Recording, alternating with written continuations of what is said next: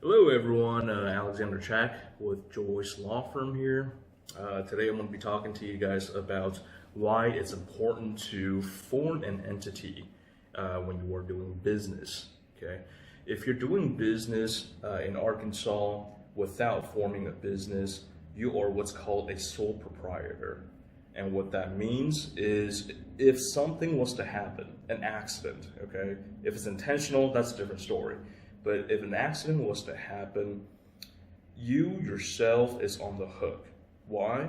Because you are the business. You are a sole proprietor. What does that mean?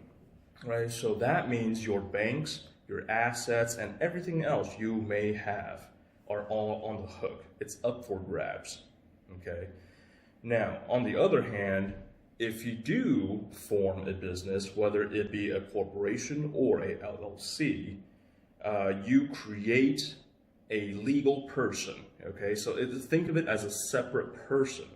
You create this LLC, you create this corporation. It's a separate person that you are working for. All right. So, what are the benefits of creating a separate this separate person to work for? Okay. First of all, tax benefits. You pay less in taxes if you have a LLC or a corp, okay, as compared to you filing your taxes as self-employment. That's the first benefit. Second is that it's a legal liability shield, so to speak, okay? And earlier, when I mentioned that you are on the hook personally, that's no longer the case if you have a LLC or a corp, assuming that you use it properly. All right. So what does it look like if there's an accident? Okay. If you are doing your job and an accident occurs, the business is on the hook for it, not you. Okay. The business, its bank account, and its assets. So your personal things are not up for grabs. The business is. All right. And the business is only worth as much as you put into the business.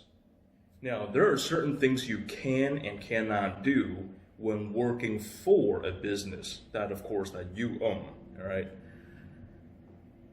I've run across this before, and it's kind of a hairy situation. A lot of people have this misconception that if they own the business is their property, and therefore whatever the business owns is theirs, okay? That's technically not true.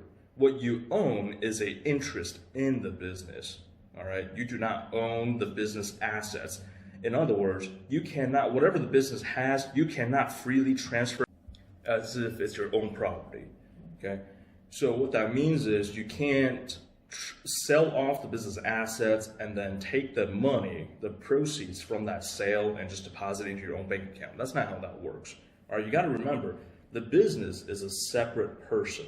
All right, so whatever money the business makes, it's got to go through that business first and then pay it off to you, because guess what? You're an employee of the business. You work for the business. All right, so earlier I was talking about this hairy situation. You know, one of the ways other parties or other businesses can get around this business, this entity shield, so to speak, is by claiming fraud.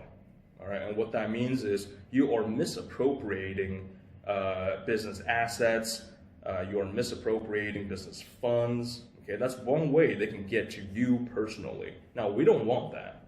Okay, we want to make sure you do what you're supposed to do. You form this business, you do everything through the business, and then you do so properly, and and not as if these properties are your own. Okay. I've also run across this before. I had some folks come in asking them, "Hey, look, we want to do business. What do we need to do?" So I go through my usual talk with them, and then they go, "Okay, great." Didn't see them for a few weeks. Couple of months later, they come back and say, "Well, while on the job, I was driving our business truck. We got in an accident." Okay.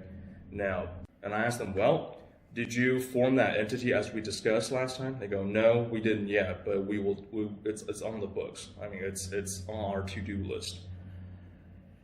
Well, guess what? When the accident occurred, they were sole proprietors. So, it's unfortunate, but timing of it matters. What I would say is do that ASAP. Do that as soon as possible. All right. Because the accident happened when they were still sole proprietors, they're all personally on the hook for it. All right. So let's recap really quick why it's important to form an entity when you're doing business, all right, especially when you're starting your own business. All right, first, of course, is tax.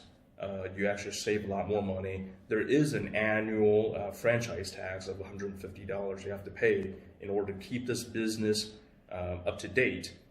Now, that's a small fraction of the taxes that you'll end up saving. All right, so it's definitely worth it in terms of taxes. All right. The second reason is, and in my opinion, I think is the best reason to form a entity is legal liability reasons. All right, because hopefully you all never run into accidents out there, but if you do, you will see that bill and it will shock you. 20, 30, 50, or even more. $1,000. I mean, it's very common. All right, and normally people don't have that kind of money just laying around to pay.